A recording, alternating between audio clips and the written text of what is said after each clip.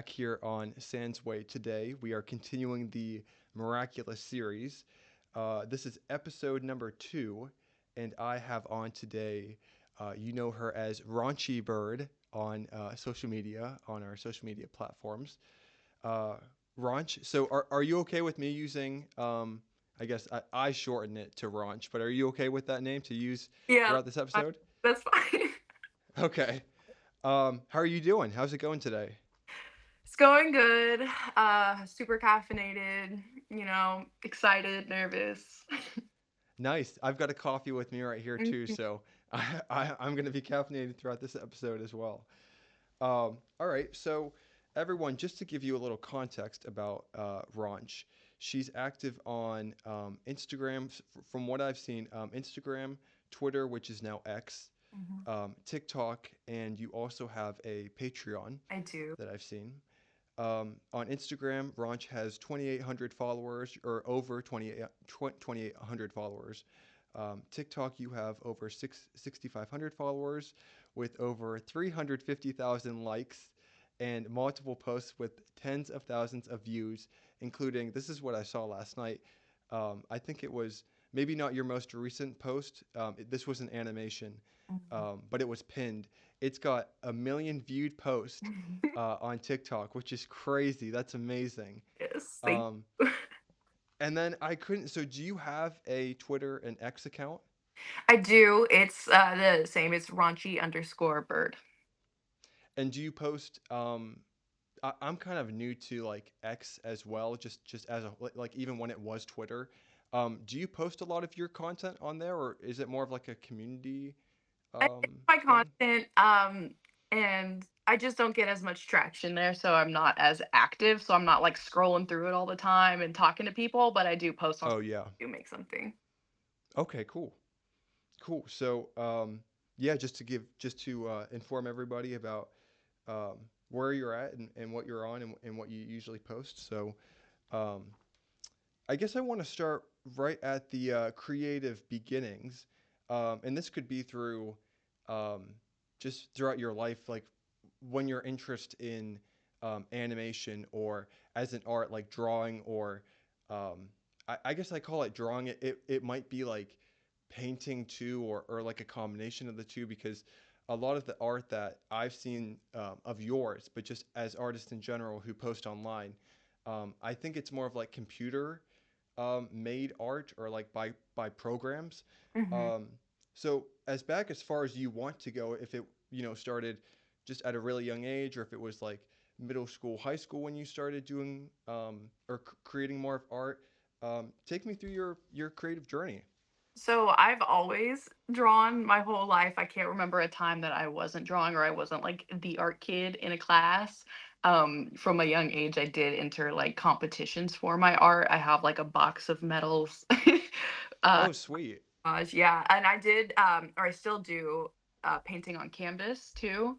I do like hyper realistic animal paintings in my free time, but yeah, I've always been into art, and for animation, I wasn't an animator for since like only like a couple years back did I start animating, but I was super into like cartoons, hand-drawn animation, especially Steven Universe. Loved Steven Universe, and it gave me like a lot of inspiration.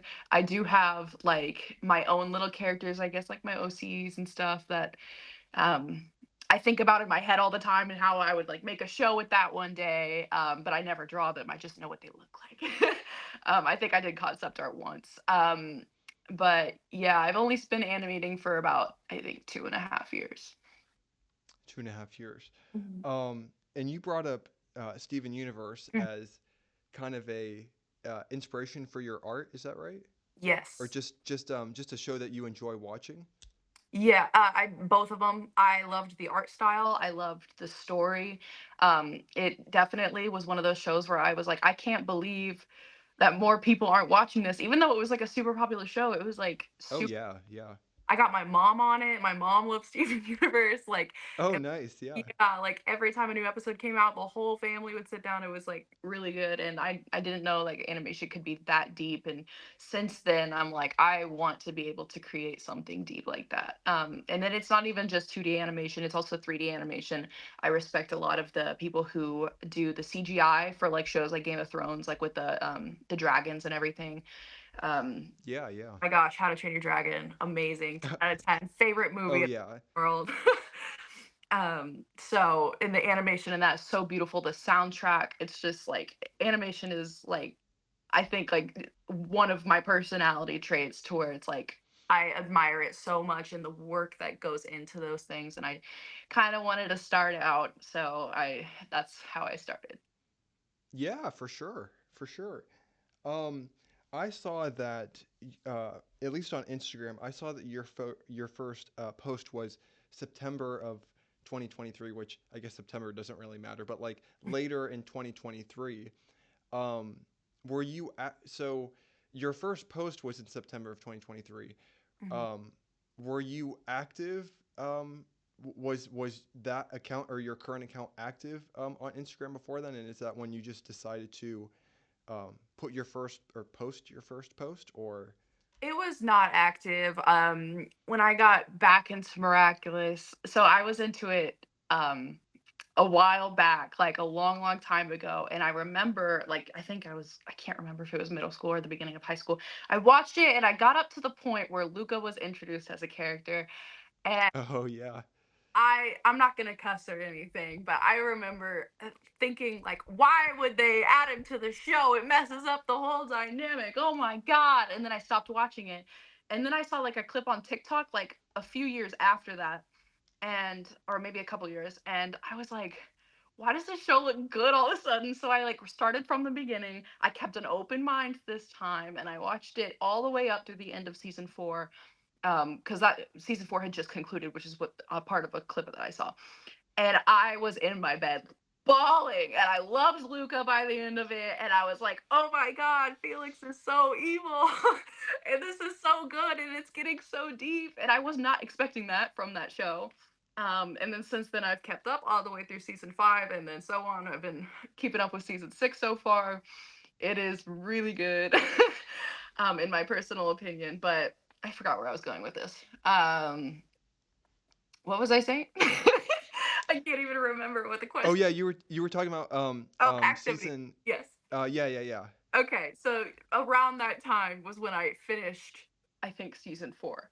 And then I was so like hyper fixated at that moment that I created a whole account and I was like, I'm gonna be drawing for it. I'm gonna make fan art. And then that was the fan art that I created. And yeah, that's how I'm answering this question. Sorry, I have like Dory brain. So No, that's all right. Yeah, yeah. That's oh my gosh. So not to I guess to not lose my next question to add on to that, but I felt the same way about Luca when he entered. I think it was season 3 or was it season 2 Luca I entered? think it was season 2, like the middle of season 2, I think. Okay, that sounds about right. Yeah. Yeah. I had the same thought as you because when I first started watching season 1 and 2, Mhm. it was like the perfect. I guess I don't want to say like the perfect storm, but it was a perfect setup because you had Marinette and you had Adrian, and then you had their alter egos as Ladybug and Cat Noir, Yup. and it was perfect because the series you could see where the series was going to go. Um, but as soon as you stick Luca in there, Mm. Luca, like you said, just screwed everything up He because we did. don't know he just took it off track. We didn't know like where it was going to go. We knew that he was interested in Marinette, and honestly, she was as well. But I'm like, no, I I I I liked like I love Luca now. Mhm. And eventually afterwards I grew to like him. I think I just hated Luca at the start, not because of his personality, but just because he literally interrupted everything. He I was did. like, no, And she can't be with Luca. She can't be with Luca. She has to be with Adrian. This is how it's supposed to work out. truly, like I was like, why is she affected by him? Bro has no eyelashes, strumming his guitar Yeah. crisscross. Like I'm like, okay, like he's emo, but like Adrian's right there. And then I also Yeah. hated when Kagami was introduced. Hated it, wanted it. I was like, I'm done. I'm done. Yep. Kagami was the icing on the cake. Luka was there, and then Kagami got introduced, and I was like, I'm done. But then I'm Yep. glad that I gave it another chance. Like a couple years later, I saw the clip, and I was like, oh, so I guess they are gonna eventually, like get back into the group of like Marinette and Adrian. So because I was scared that the show was just gonna just stray off. Like I am Yeah. Yeah. that was just my little brain just saying things that weren't true, but I was very scared that the writers were just that bad. But now I know that's not as true. Yeah, I was the exact same way. Not, I guess I didn't. Not necessarily that the writers were um, bad, I guess, but I just I was like you. I didn't know where they were gonna go with it. I knew that if the show itself was so good in even the first season and Mm, into the second season, but when they introduced Luca like that, I truly didn't know why they were doing this. I knew that it was probably to add some just add tension maybe and add another character and have that whole like ruining process. mhm. Uh, and it was good. Like I know that that's what it was designed for now.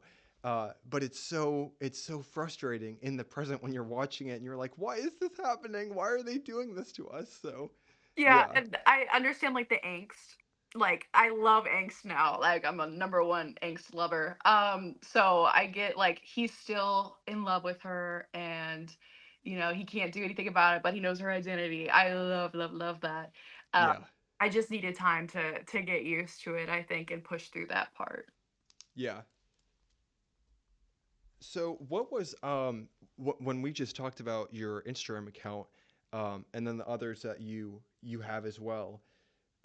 What was your first account that you started? Was it Instagram or was it TikTok when you first started posting? It was Instagram. I was super used to Instagram as a platform. I've had an Instagram since I was in middle school, so I knew like the community. My sister used to run, not to give her a shout out, a super popular Steven Universe account that had like 40K followers. So, um, Oh wow. yeah, I don't know why I was thinking like, oh, I could have that many too, but Yeah. um, it's only at 2,800, I think. But still, yeah, it was Instagram first. I think then TikTok and then X, which X gets me the least amount of traction, so I'm not on there a lot. Yeah, it's just a different platform, so it's understandable. Yeah. And so how was when you were first beginning to post, and I guess posting more consistently, maybe? How was it establishing a community online for those first like? So you've been active on Instagram for just about 2 years now. It looks like. How was it? How was it like developing that community? Do you think that the likes and the comments came early on easy, or did you have to post more consistently? You think? The abundance of likes and stuff and comments only started coming whenever I started to do animations. But I remember I did get a few followers. Um, there's an account called like Tiki Dupanchang, and I Oh remember yeah, yeah, they put my animation in their story, and then everyone came to my account and was commenting on it. And I remember being like, oh my god, this super big miraculous influencer account put my thing in their story. So I was super excited about that. And then since then, I'm not like it was very, very helpful, but like since then, like I guess more people who came to my account from that have been sharing it with each other. And then since then, I've been pretty good at keeping a consistent flow of people. um like I think like it's not a lot, but 10 people follow me a day. Whoa. But I'm oh like yeah, super grateful about it because I'm like, yay, at least they're sharing my stuff with others. That's what I want. yeah, I just want people to be able to like appreciate things that, like there's not a lot of miraculous animators and stuff. And I work hard on it. I work day and night. yeah. Takes a long time to draw each frame. So Oh, I bet. Yeah, animation, whether it's 2D, whether it's 3D, whether it's I think your animation that you do is 2D. yeah. Um, and it's not like I don't think the ones that I've seen are colored. They're more of just like the I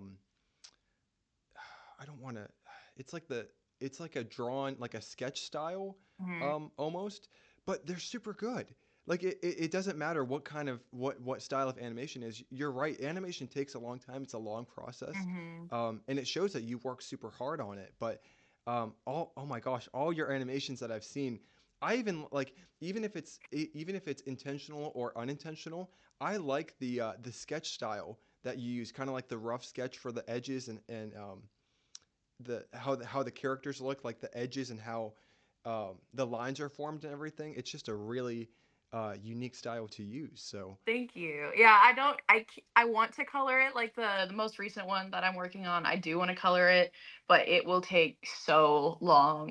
Even yeah, though it's only going to be like 11 seconds, it's like you can't color drop on the program that I'm using, so you literally have to go in and fill in each spot, by hand, and it'll take a while. But if anything, if I'm like, oh, this is going to take too long, I'll just post it in the sketchy style like my other ones. yeah, yeah.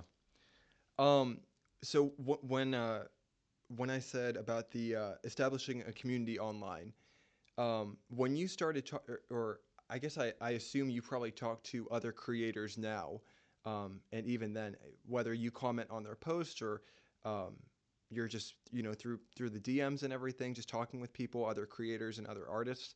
Um, what do you think about the fandom? I guess let's say on Instagram so far. So the fandom, I would say, in a word, is quirky. Um, they're very sociable.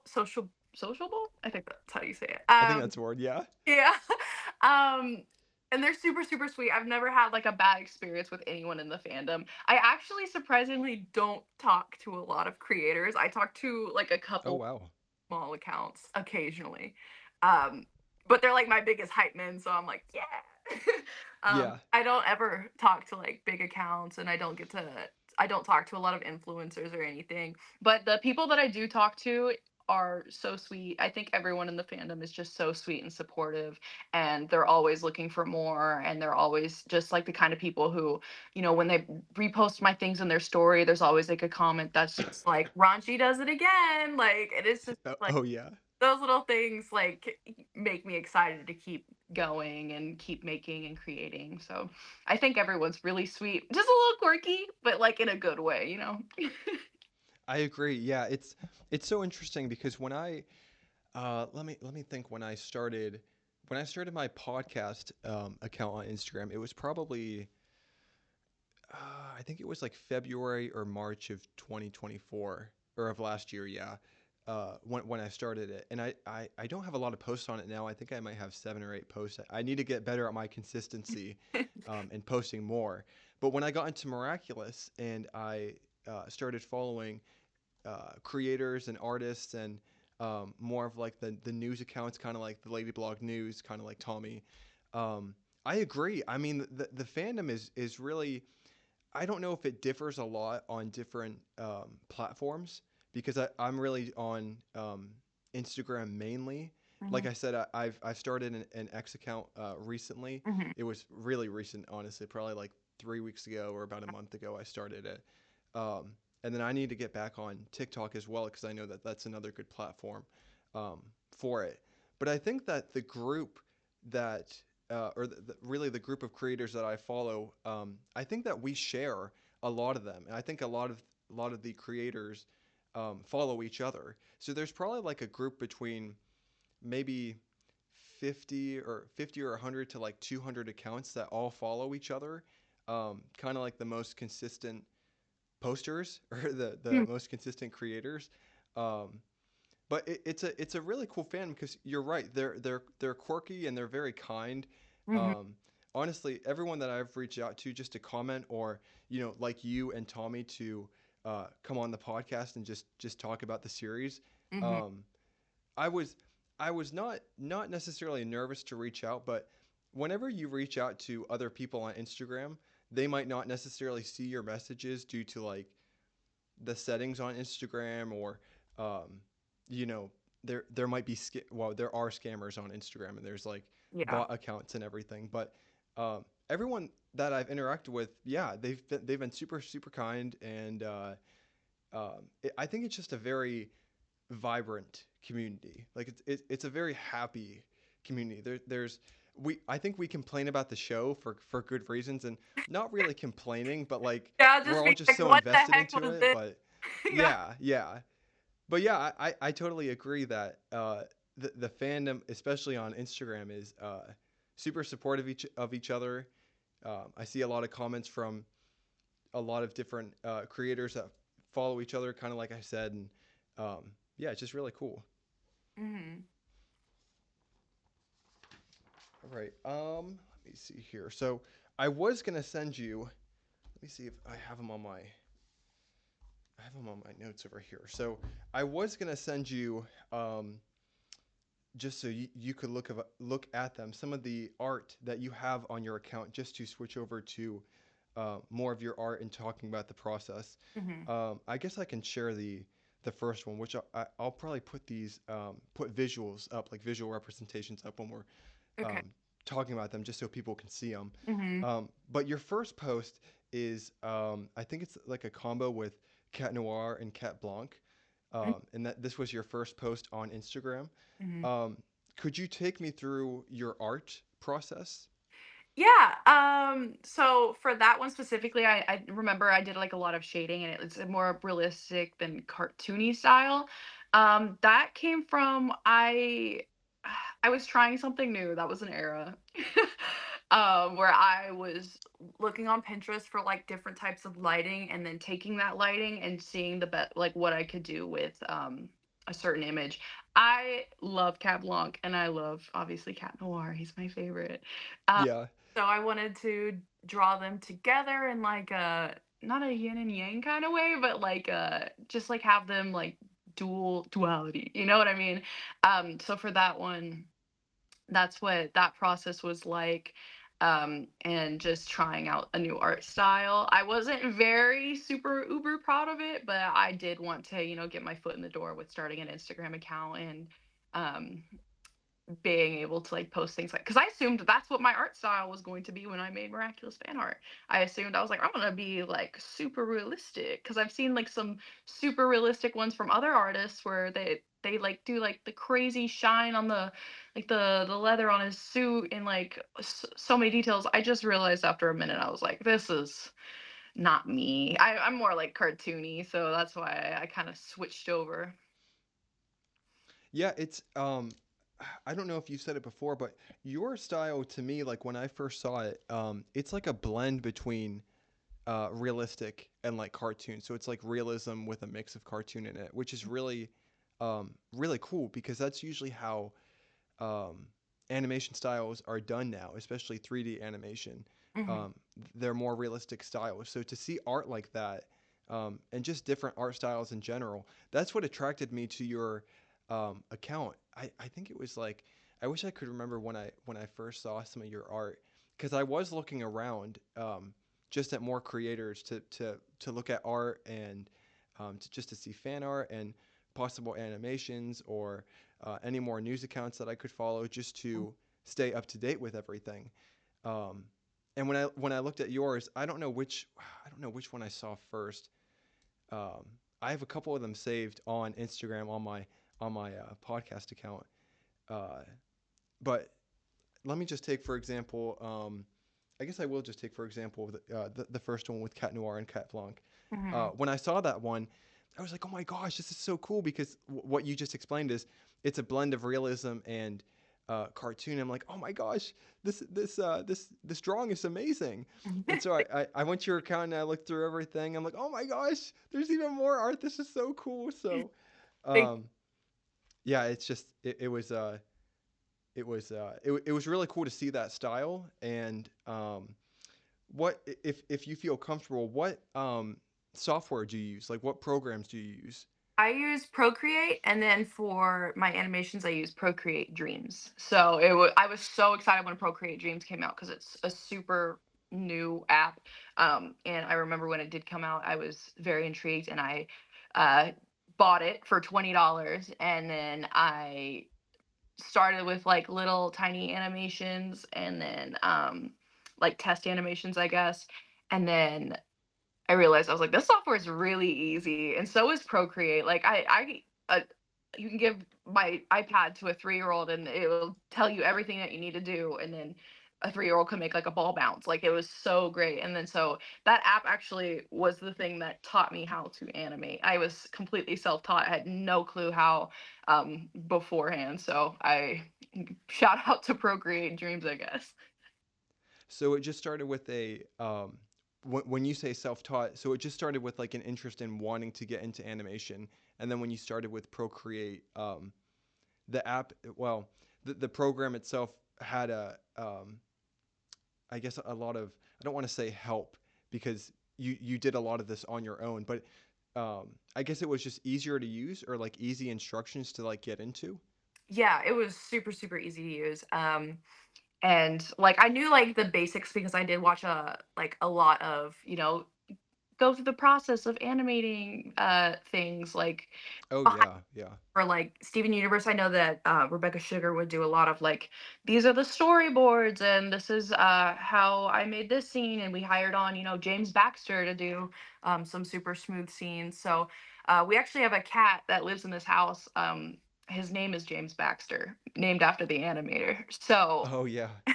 Oh wow. yeah, so I just loved watching those. Like, when I was watching them, I was like, I feel like that's doable. Like, I'm already drawing the picture. I might as well just draw 5,000 more and just make it into a scene. So, and then the app allowed me to do that by, frames and everything. But it's easy, and it is also fun. It's just very time consuming. Yes, man. Oh yeah. Um, so when we talk about Procreate, I'm not very familiar with the program. Is Procreate like the um, let me compare it to. So I use for like video editing, I'll use like the Adobe Creative Cloud, and I'll use Premiere Pro. Do you know? Are you familiar with like the Adobe Creative Cloud? Have you heard of it before and everything? I've heard of Adobe. I don't know about Creative Cloud. Okay, so Creative Cloud is just the I keep wanting to say like parent company, but it's not a company. It's just like the place where all of the Adobe apps are stored. Mm, So think of like the Apple like iCloud for mm, like storing images and videos and everything. The Adobe Creative Cloud is really just a place to store all of the programs. So there's different art programs. There's different art editing programs. Like there's an Illustrator program that people use to like make shapes and make like objects, and they can do like drawing work in there and everything. mhm. Um, and then there's one called Premiere Pro, which I use a lot, which is for video editing. It's like a main video editor. Um, so now this is interesting because I'm not very familiar with Create or Procreate, and you're not very familiar with Adobe. So I was going to ask like how to compare those, but it seems like Procreate is a easier, maybe easier to understand program for animating. Mhm. I guess would you say that? Yeah, I would say Dreams is the easiest thing I've ever used in my whole life. Not to sound like, like I'm faking that, but like actually Yeah, like yeah. 4 steps to learn how to do it and how to use it. So I recommend it to anyone who wants to start out in animation. Did you ever look at I guess if you were looking around at like different programs, did you look at others and compare them to Procreate? Yes, I know that there was like a lot of like, they weren't like big brand name things, and they did work. It was just, I can't even remember the names of them. They were just off the app store. They'd be like $3. And it just didn't work out. They Yeah, were yeah. over complicated. Like the layout was really complicated. There was stuff all over the screen. It's just like Procreate is really, really, really easy.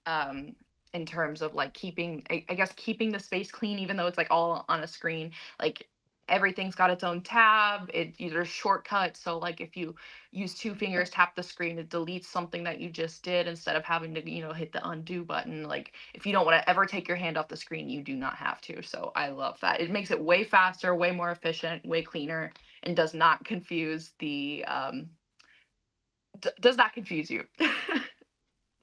That's good. I mean, because there's a lot of programs out there that are just very hard to use, and they're complex with like how their display is and how they're developed and everything. So um, I will definitely look more at Procreate, but from what you've explained so far, Yeah, it just sounds like a very easy to use program, which is what people want. I mean, yeah. I know that I'm gonna have to watch tutorials obviously to Mhm. learn how to animate and learn how to animate in certain styles, or if there's like certain shortcuts I can use, or different kinds of tools that are gonna speed up the process. But it's just always easier if a program is the layout is easy to use and easy to remember. You're not going through long certain steps to use a certain tool or um, create something a certain way. It just makes it a lot easier. I'm sure you can say that. So Yes, it definitely does.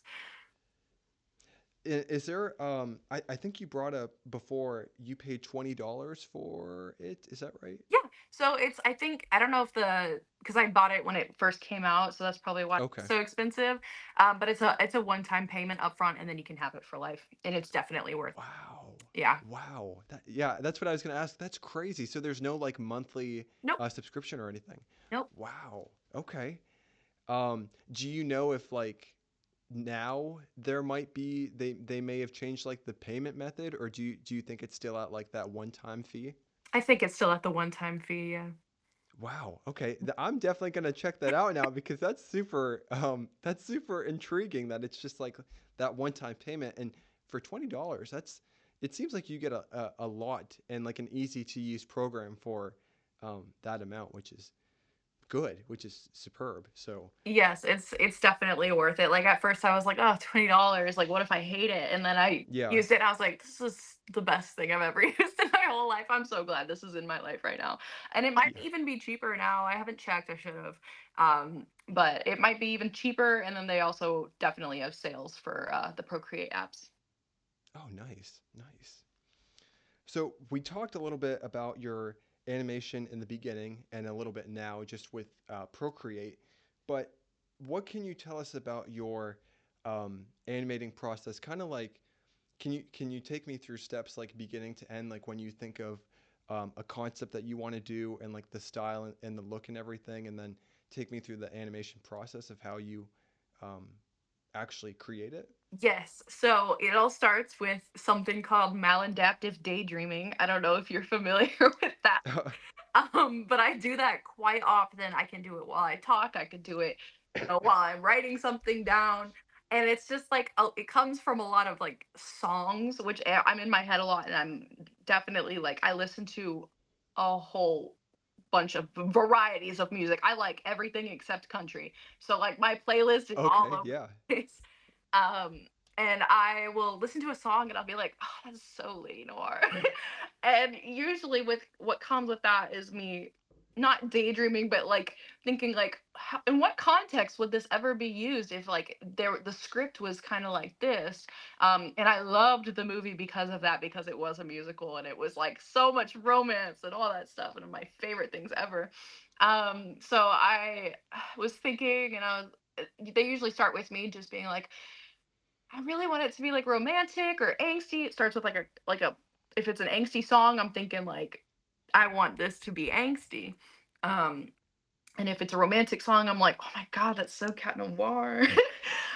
So that's usually how that starts. And then in my head, I think of what, the context, the scenario. If it's possible, sometimes I'm like, oh, I can't do that because I'm not used to like drawing a certain thing or an action. There's been times I'm not big on storyboarding. The only reason I'm storyboarding this most recent one is because I did not know how to draw the like the Eiffel Tower, and I couldn't do that just like based off of my memory. Um Oh yeah. and like the movement, some of them I had them in my head. So I only storyboarded that one for that reason. But there's been times where we have like a guest bedroom, and I will dress like how I want the character to look, and I have to sometimes record myself going through the actions, and it's really awkward and it looks crazy because I'm in there and I'm like just talking to myself and like being really expressive with my hands, which I already am. Like I'm very like when I talk, Yeah, but yeah. being able to like act something out that I want it to be. Like there was one animation, it's my longest one I think still. It's the one where Cat Noir is singing Die with a Smile from Bruno Mars and Lady Gaga. Oh yeah. Go to the other room and record every single action he does in that entire animation is me actually like acting it out, putting my whole soul, my whole body into the video and then tracing over my movements like rotoscoping kind of.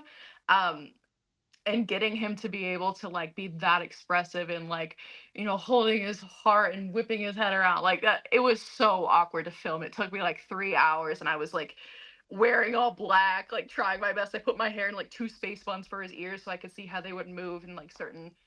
it was Yeah, yeah. it was a lot, but that was the only one I've ever had. Actually no, it's not. There was another one where it was a super short animation. I think I don't even remember what the audio is from, but it's like blah blah blah, proper name, place name, backstory stuff. And that one I had my girlfriend help me um, do the actions of that one because I wanted to do it while it was still trending. Um, and so I rushed it. So it doesn't look that good, but that one I was like, I have to do this. It's so funny. That's exactly how he would talk to her. Wow. Just like what you how you explain the process and everything. Um I love like every part of it because this is so unique from me hearing it kind of I guess from the first time. I think I've heard it like animators doing similar things, similar steps like this, Hmm. even for like the larger studios. I've watched a couple documentaries on like I think there was I think there was actually like a How to Train Your Dragon documentary of like them making the movie, and this is one of the ways how they did it, how the animators were able to animate certain movements and to visualize how they wanted to animate it and how they wanted it to look exactly is how they got other people, whether it was themselves or they worked with other people, and they did what you did. They literally filmed themselves and they recorded it and then kind of drew over it or sketched over it at first just to capture those movements. But um, honestly, this sounds like a lot like me. Not like for the I guess like the animation process, but even when I'm just thinking of things, um, how you said it starts by songs and like certain songs will give you ideas or help you to think of like a certain mood that you want to incorporate into your animation. Hmm. Um, and then when you said like no storyboards, that's interesting because how do you create your animations without storyboards? Is it kind of like what you said, just recording yourself? Do you do that for most of your animations, or? I don't do that. I've only done that for two of them, and then the storyboarding is only for the one that I'm making right now. Everything else is off the dome. Like literally, Wow, like wow. 2 seconds, like a 2 second clip, and I'll be like, I wonder what I want it to be doing in that. And I'm like, oh, okay, and then I draw it up really quick. But there's usually never storyboards or any recording outside of what I'm doing. So. Wow, that's crazy because everything that I've been, I guess, taught for like school wise, for different classes and everything, and then just just from what I've seen, um, they always start with storyboards. They'll always say, "Hey, storyboard this first. You want to make sure that you have a rough visual at least, whether you're doing an animation or whether you're just filming like a live action, whether it's a video or a commercial or a short film or whatever. Hmm. Um, they want you to have that visual. But I kind of work similar to you, which I don't mind storyboarding, but as soon as I have an idea, I either just start writing it down or I kind of make like a makeshift storyboard if I'm actually like illustrating anything, which Hmm. I usually don't because I'm not a great artist. But yeah, I just start writing it down immediately. Like I don't ever go to a storyboard because I think it takes too long. Yeah, I'm for very me, detailed in that way too. So yeah, yeah, I'm just impatient. I'm like, well, if I already know like what I'm gonna storyboard, then why not just like start with the animation? Like, why even do that? But I understand for like a lot of people, it does help like if you're working with a team, storyboards help to direct what the team of animators will be working with because they don't all share the same brain. But yep. specifically, if it's like for one person and I already know in my head what I want it to look like, I just do it. I don't need storyboards usually, but for the like I said, for the most recent one, I was trying so hard, like starting off without storyboards, and I was like, I can't believe I have to say this, but I need storyboards. I can't figure out how I want this to look and from what angles. So I tried out a whole bunch of different, angles and stuff. And I was like, okay, I'm just going to have to, unfortunately, do storyboards and then work from the beginning like that. So for a sneak peek, I guess not necessarily a spoiler, but do you know how long this new animation is going to be? Is it going to be longer than the others, or So I think it's about 11 or 12 seconds. It's not that long. okay? And it shouldn't take me that long. I've just been super busy with like life and everything, so I haven't had time to like sit down and like bust through the whole thing. I'm doing it like in sections, and it's taking a while. It's like so many frames per second, because I want it to be smooth, and I want it to look good because it is something that hasn't been done before. And yeah, surprisingly, I don't know why, but yeah, I just want to make sure it looks good for everyone. Awesome. Yeah. All right. Let me see here. I don't know if I want to. I don't know. Maybe let's just maybe we can dive into the Miraculous franchise. Start talking Miraculous. Okay. Um, I'm gonna start out with you. You kind of answered it towards the beginning, but I'll just do like an overall right now. So, what would you say is your favorite genre for movies or like TV shows? I love romance and I love angst. Those two. Those two.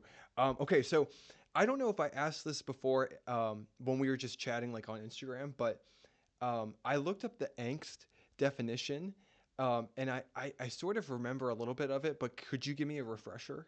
Yeah, it's like adding in a something into a piece of media that will build tension, like you said earlier. It'll build tension, it'll screw the plot up, it'll kind of take the story a little off track, but it's like almost crucial for character development in a way. So like um angst would be like if Adrian figures out he's a Senta monster. Like it's crucial for the story. It's gonna be Yeah, depressing, and it's gonna have me sat down in front of that TV, ripping my hair out, rocking back and forth because I'll be yeah, excited. I love like the feeling of like that buildup of like, oh my god, they finally know, which he doesn't know obviously yet.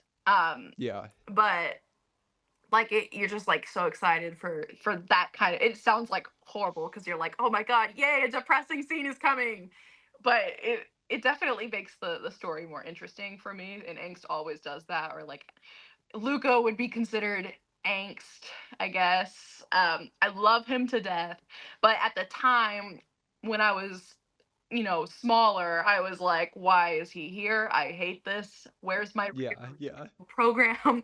Why is this blue haired guitar player on my screen right now? And it would just make me angry. But now I yearn for that feeling of like, I Yeah, want yeah. something to mess them up.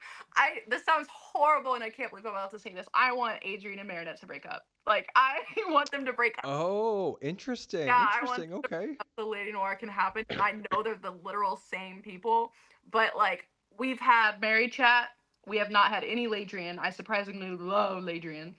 Uh, we've had some Lady Noir, but it was just like one sided, right? Like one of them liked someone at one time, and I want them to like each other at the same time. We got Yeah. internet. I want it to flip. I want at least all four corners of the love square before we get any sort of reveal. And I'm fine waiting. I just want to make sure every single corner is hit, and I want there to be lots of angst. And if the show doesn't do it, I'll do it. I'll make my own. Yeah, you have to. And you have that creative ability now, so yeah, you could totally do it. Hmm. I did. So I put a note down for that because I really like your point on Adrianette or Adrian and Marinette breaking up. Mhm. Um, so when we go like back into the earlier seasons of the show, you hinted on when you started watching Miraculous, when you started getting into the series. Um, could you tell me like what year you started like watching season one, or just like getting into the show, and then your journey through the early stages? I can't even remember what year it was, but I do remember I was probably first year of high school, so like ninth. I'm gonna guess ninth grade or eighth Okay, yeah. grade. So I was like little. Um, and I remember watching it and thinking like, oh, this is such a cute little story. It's really cool. I like the concept of like the Kwamis and all that stuff and the romance. I was always into romance, always happened. So that was, and then it got to the umbrella scene at the end of season one. Oh my gosh, yeah. My God. And then the soundtrack, the lighting, Adrian's facial, Yep. he was down bad from day one. I don't want to hear it. He was just Yeah. in his Yep. own head. Like, just like, I love Ladybug. No, you don't. You only like her because you met her first. Like, you only Yep. got to know her first. Um, so I just like that whole scene is what hooked me. And then of course season two with Luka, I was like, oh, this is weird. I stopped watching it for years after that. I only started Oh back wow. when in my senior year of high school, near the end, and I saw that clip on TikTok where I was like, I can't even remember what clip it was, but I was like, you know what? I kind of miss it. I kind of miss like the dynamic of like, their relationship. And I saw that, like, oh, there was like a little bit of angst happening. I had no clue what was happening in that TikTok clip. I just thought like in my heart, I was like, oh, I kind of miss that show. I should just like run it back from the beginning and see if I get into it. If not, that's fine. I'll try to push through the Luca part. And then I went all the way back and then I restarted from the beginning. Had no one with me. I would come home and I would sit down in front of the TV and I try to get like through 2 episodes a night, so I binged it like all the way until Oh yeah. Wow. 4, so everything was fresh in my head. And I remember I lived in an apartment before this, but in I was like laying on my bed, and then it was like Risk and Strike Back were the last 2 episodes of season 4. And I, like, for Risk, I was like, Marinette, you're crazy. You're crazy. And then Strike Back had me, like, I cried for some reason. I'm not a big crier. I ever. But I cried. I was hype as hell. Oh, sorry. I'm a hype as heck. And That's okay. I was like, I need to talk to somebody about this. This is amazing. This is the best show I've ever watched, which is crazy because I'm not a fan of the animation, like the style. Sometimes Oh, okay. the occasional episode that would be animated, I think it was SMAG, who would do the really good episodes, like they did Risk and Strike Back, where the animation Oh yeah. they had like extra Yeah. shading, rendering. It didn't look like stiff, if that makes sense. So I like how the characters look through the whole show. I like their character designs. It's just sometimes they did look a little stiff to me, and I was embarrassed to talk about it with people because they're if you pull up a picture, it's gonna be like a still image of like Marinette or Cat Noir. Oh yeah. Yeah. So I did not. I still don't really talk about it with people except for my girlfriend, who also is a miraculous content creator.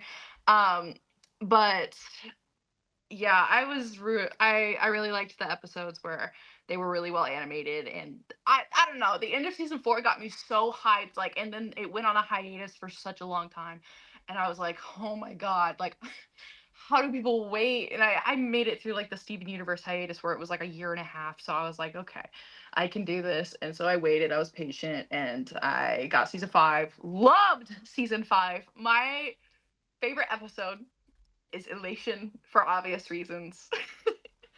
I love that episode, and I was so like, I remember being at work and I was like excited. I was like, oh, a new Miraculous episode comes out today.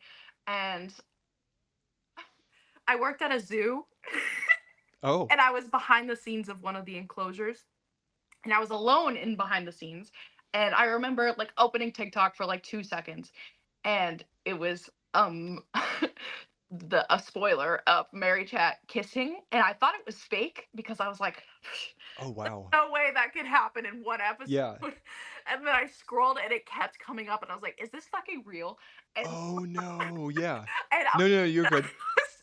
I started, I like broke out into hives because I was so Yeah. excited, and I had no one to talk to about it. So my coworker, she like walked through the door to grab something. She had no clue I was like into any of this, and I like threw my phone at the wall, and I was like, "That kissed!" And I was so like, I was jumping for joy, like literally like running through the fucking back area, and she was like, "What is wrong? Like, are you okay?" And I was like, "This is the best day of my life. Like, I'm gonna go home smiling. I'm drinking tonight." Like, I was so excited about that kiss. I don't know why, but since then, like every time I watch that episode, I understand the dialogue is a little cringy sometimes at some parts, but I don't know. I was hype in it. Like that got me super into season 5, and then season 6. I'm hoping something like that happens with either Ladrian or Lady Noir or something like that. I want them to break up. That was where like full circle moment.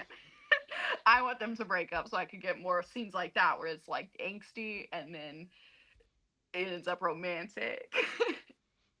So was Elation that episode when we kind of saw officially Marriage Chat? Yes, when Was that the one? Okay, okay. he was all spinning around her and putting roses in her hair, I was like, oh my god, this is so crazy. Yeah, when I so I've been watching the series on Netflix, Mhm. and I don't know when they put out. So I guess to give more context, um I started watching the series last March. I think it was like I remember it, so I don't know why I remember some of these things so well. I think it was like the second week of March. Mhm. I started watching it, and I basically binge watched the series through. Well, maybe it wasn't binge watching because it was over a good time span of like maybe 2 to 3 months. But I watched everything. I watched season 1 through 4 on Netflix, and I saw everything. And um, but I haven't watched all of season 5 yet. I've watched parts of season 5 and episodes of season 5, but they haven't put it out on Netflix. They haven't put season 5 out on Netflix yet. I don't know if they actually will or not because it's been released on Hulu. Mhm. Um, Hulu hasn't kept season 5, unfortunately.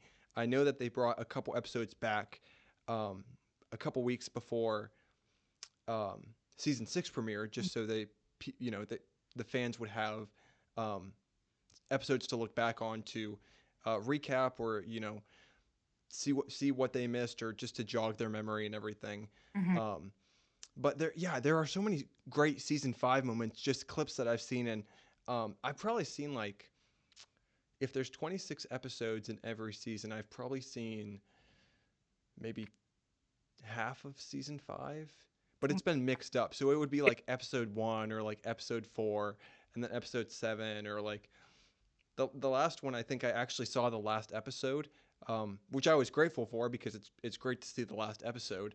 Um, but it was hard for me to connect the dots because you miss out on context there. So Yes, I um, couldn't even imagine. I'm so sorry. yeah, it was crazy. Um, I guess I'm like up onto par now.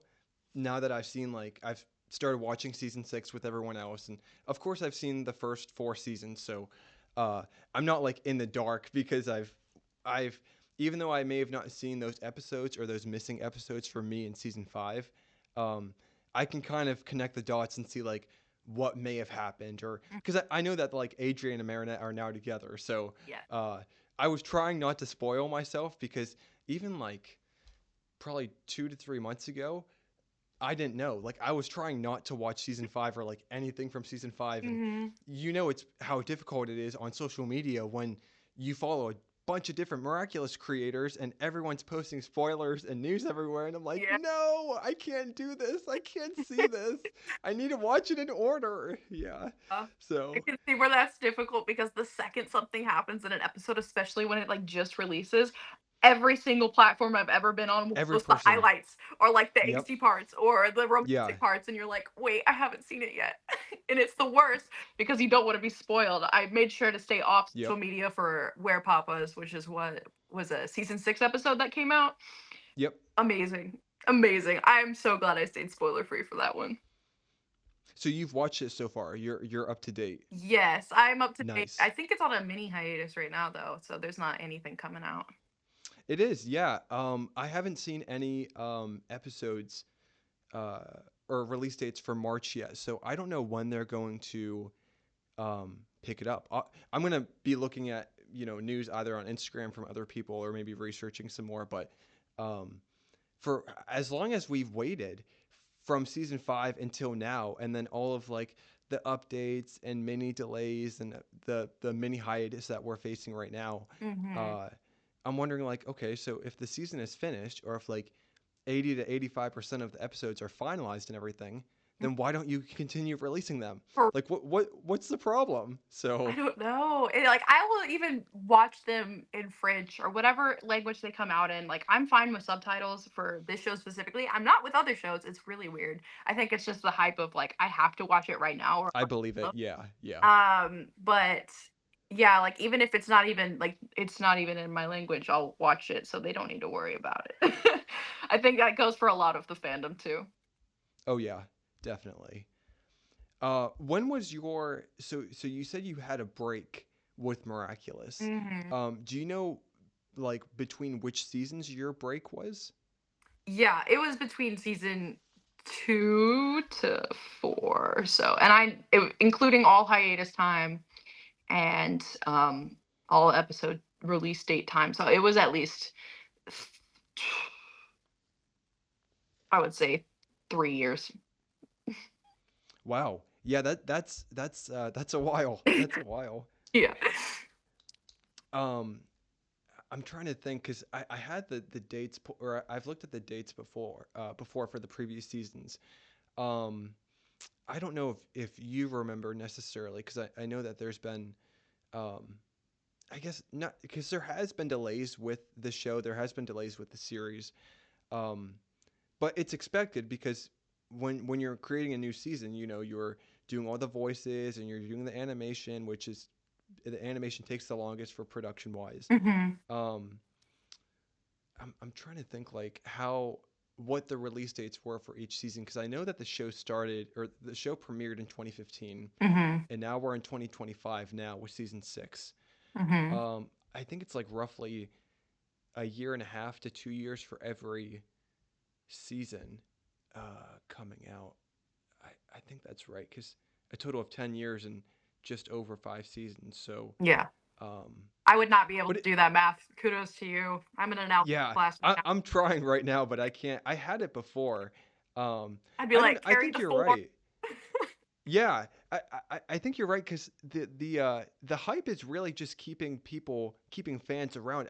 Not just the hype because the show is good. The show is good in general, Hmm. how it's written and everything. But uh, it's actually like a regular time to wait for new seasons of a show if it takes, especially in animation, like if a year or two, a year and a half, depending on how many episodes there are per season, and um, maybe specific scenes or like action scenes would take longer to animate, or there's more complex movements, so there's more detail involved in everything. But Yeah. um, I think that helps. I mean, you're right. I think the hype honestly helps the show because if it was one of those like, oh, the show is good but it's not great, Hmm.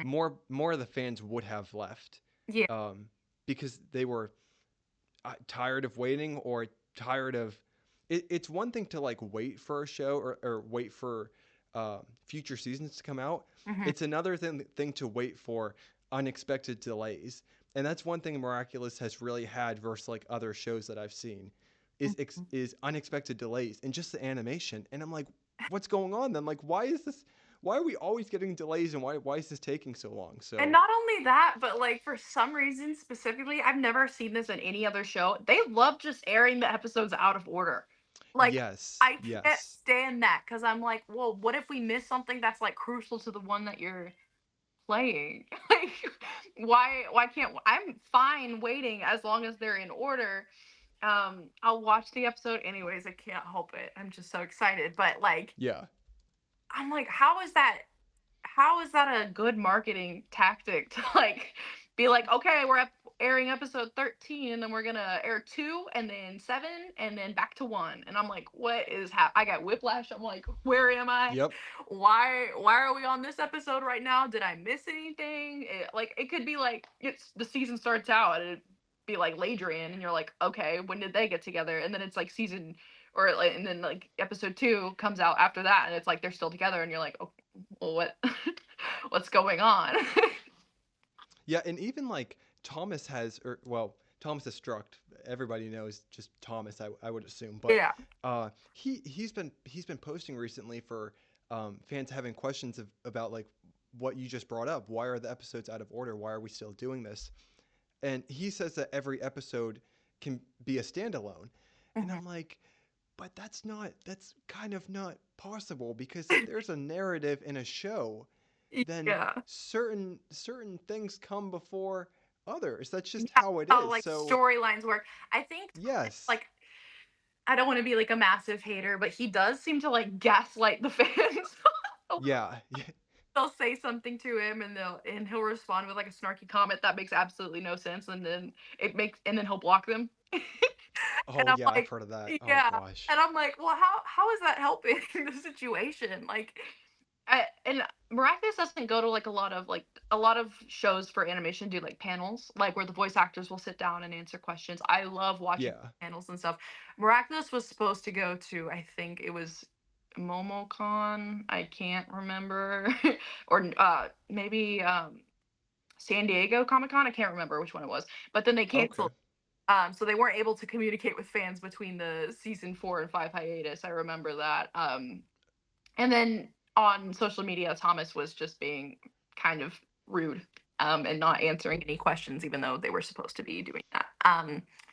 So I don't know. I don't like absolutely hate him, but he does make things more confusing and complicated than they need to be. Like, and then it makes it like, why would you say that all episodes can be a standalone when every single time writers sit down, not only are they putting their heart and soul into the scripts, like it's just kind of like rude to the writers who make sure that the storyline is accurate and the episodes will be in order, and things that happen in previous episodes need to be brought up in the next episodes. Like that's, I feel like it airing out of order kind of defeats the purpose of what a story writer is, and writing things in an order that makes sense for the show.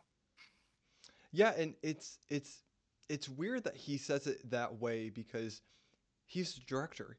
So he's either helping out with the writing process or he's literally working alongside the writers. Yeah. So I just I don't know. I completely agree with you because I don't I don't hate him as a person. Like I don't like, well, certainly not hate, but I don't not like him as a person.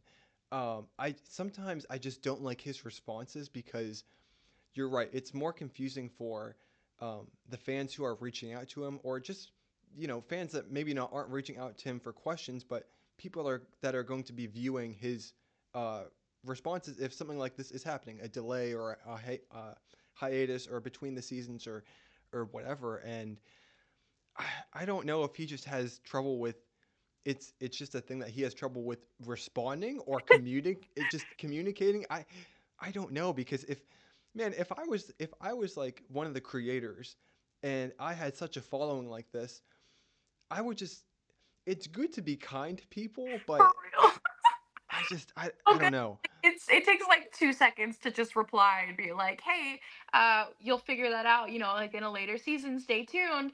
But instead it's Yeah, like yeah, all like gaslighting, like, never ask me that question again. What a stupid question. And you're like, yeah. okay, okay.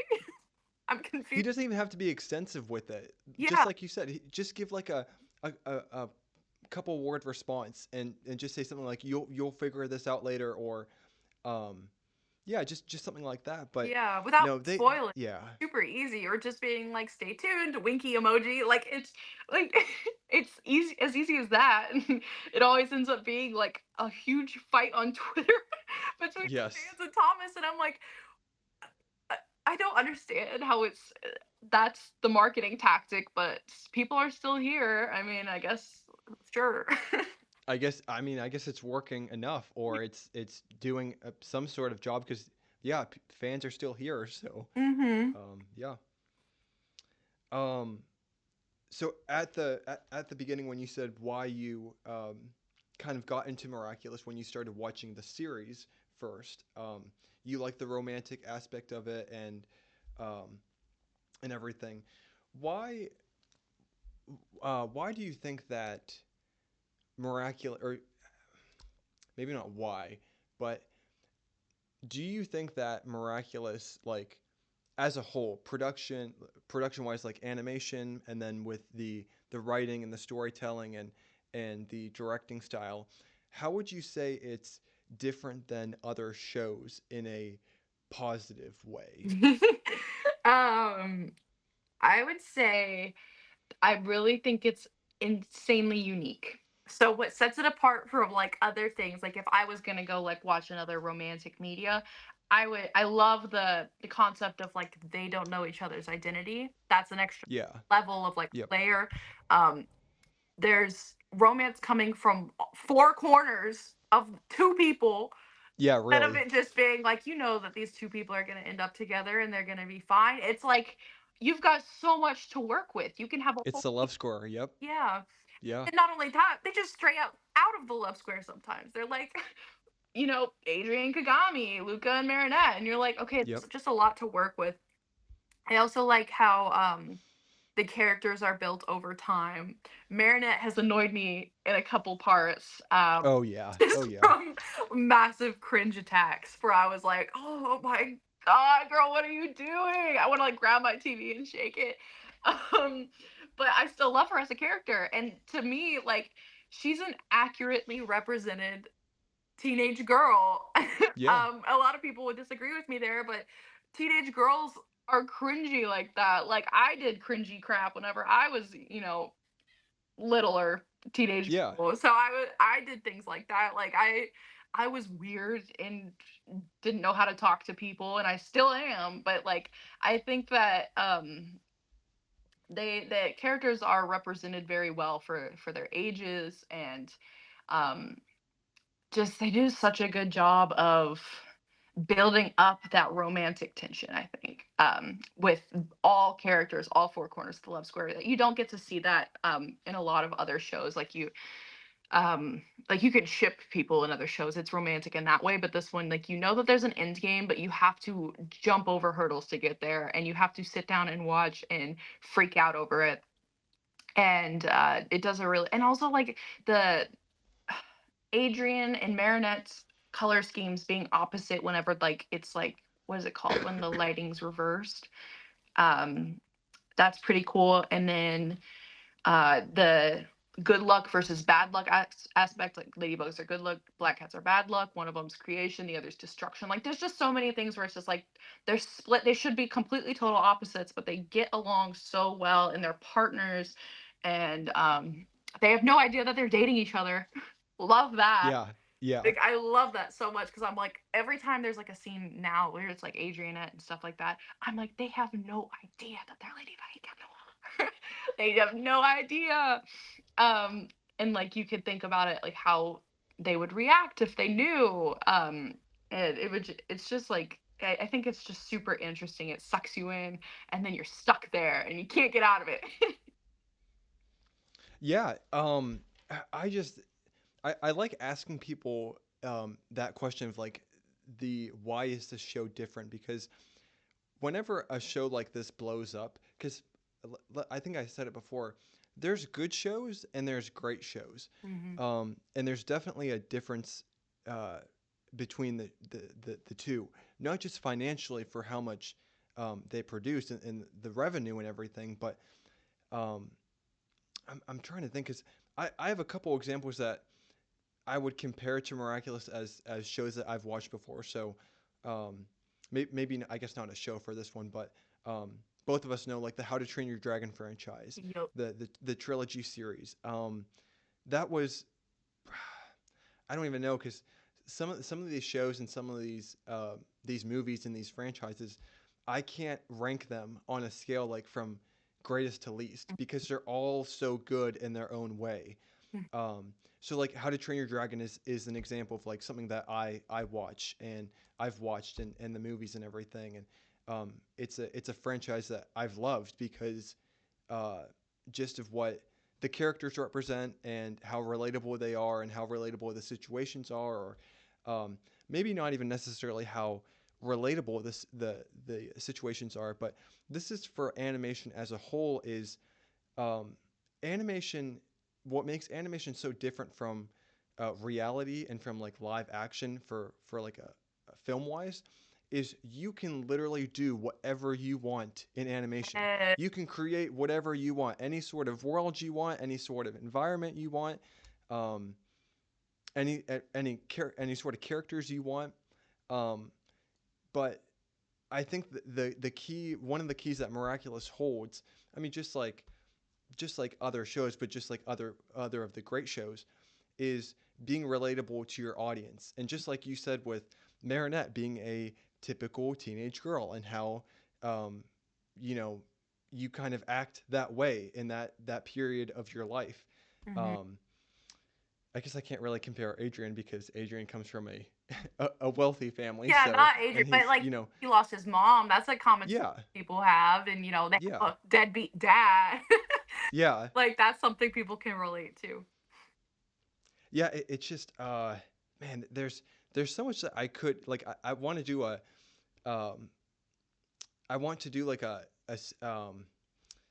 wanted to say series. I want to do like other videos, like not just with the podcast, but I'm thinking of like creating another. Which, if this is a slight spoiler for everyone watching or everyone listening to this, I do want to create like a separate channel for videos to talk about just Miraculous as a whole and different parts and different seasons and everything. But um, yeah, there's so much to like about the show. Definitely, you and me share like the romantic aspects, so that's what intrigued me. I enjoyed that a lot, and just how it's written and how it's shown and the visuals and everything. That definitely drew me in, Yeah, drawed me in, drew me in. drew me in. Um, but also like the high school aspect. Mhm. So there's a lot of different shows, a lot of different live action, and a lot of different animations that are set in the high school setting. And yes, it's probably because a lot of these shows or a lot of these movies are marketed towards a younger audience. But even like me being in my early 20s now, Mm. and other people that I know, whether it's friends or just people that I've talked to, they still watch those shows because they like that style of it and that sort of environment, because it either brings you back to it, it brings you back to when you were in high school or when you were in college or whatever setting it was like in your youth. Um, but man, it's hard to put into words. Like I probably should have prepared more notes for like my thoughts on Miraculous, but everything that you said, I totally agree with. It's just that's why that's why I said before that there's a difference between good shows and great shows, and I think Jeremy Zag and Thomas Destruct, they found a hole. They found a hole in the market where um, nobody was doing, whether it was a network, a studio, they weren't working on this idea.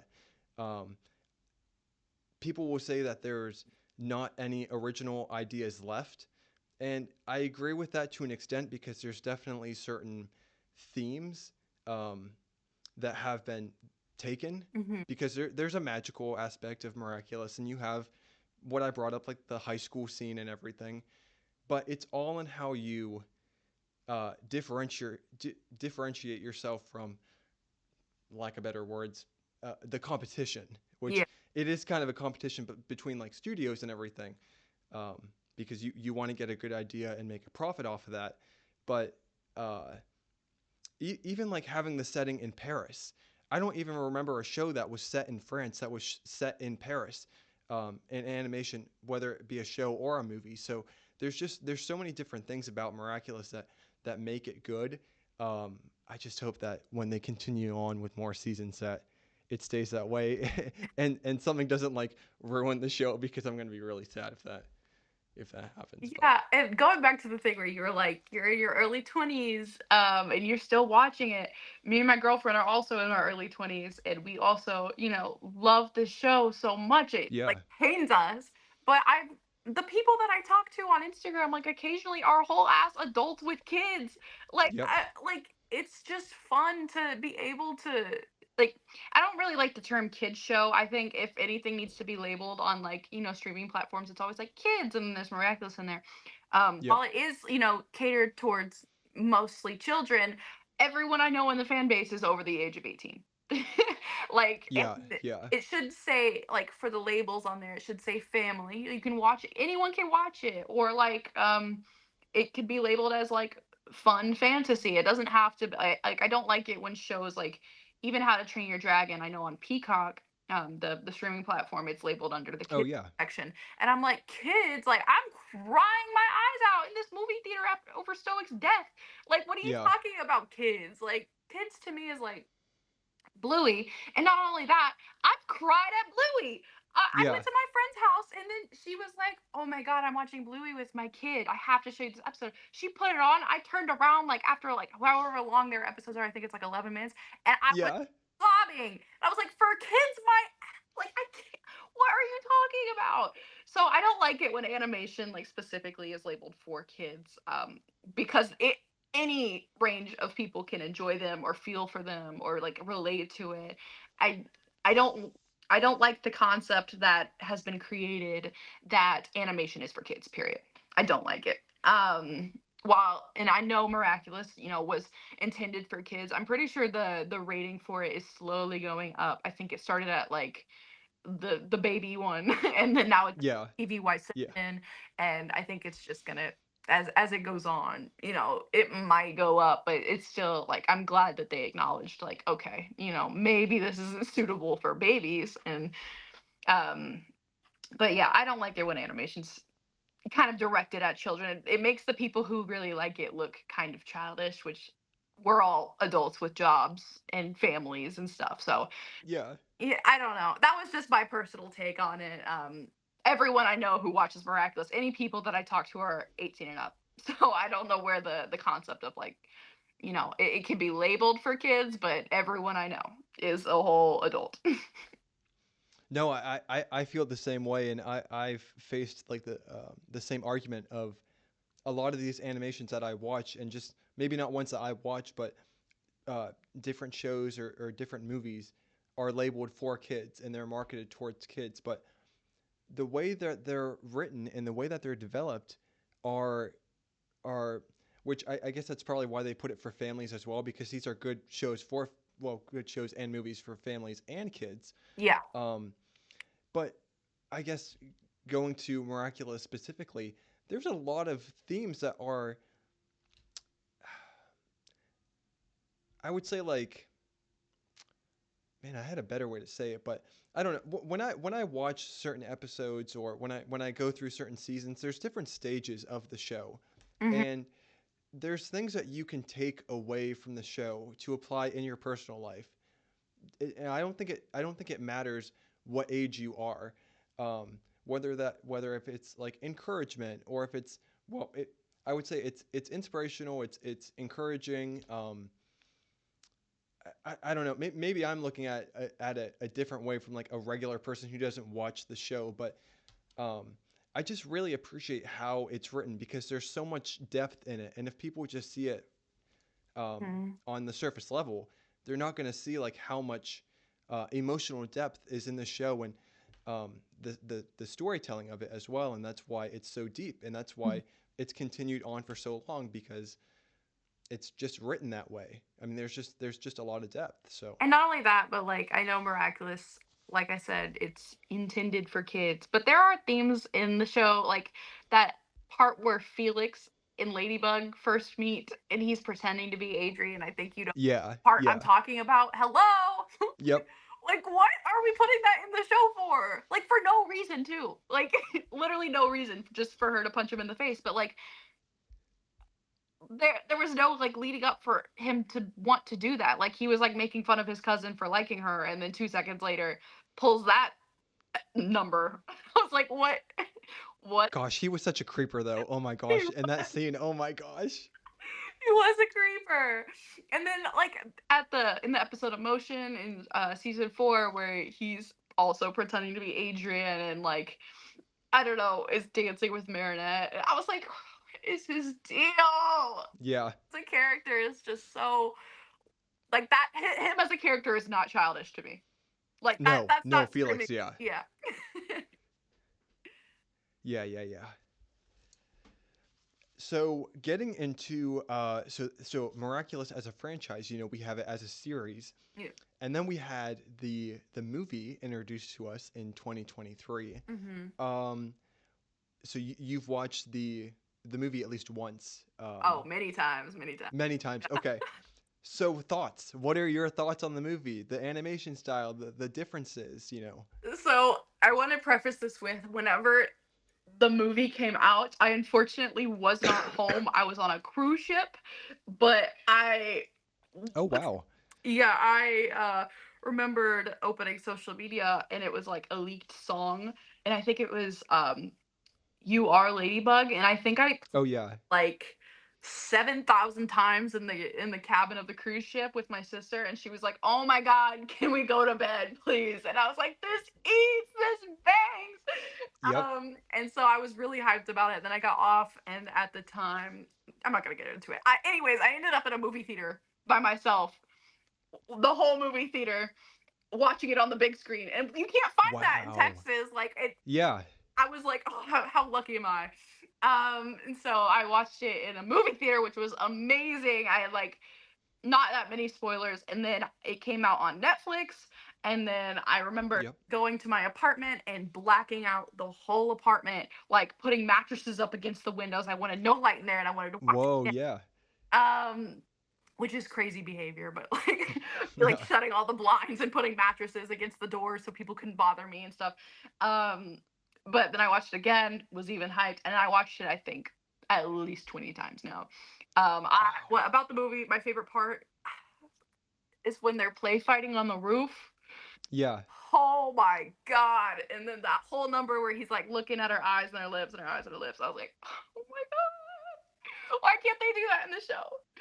And then just Cat Noir being so cute, and his hair looked so fluffy, and the animation was beautiful. I cannot Yes. believe we Yes. raced with that. And on top of Yep. that, a musical.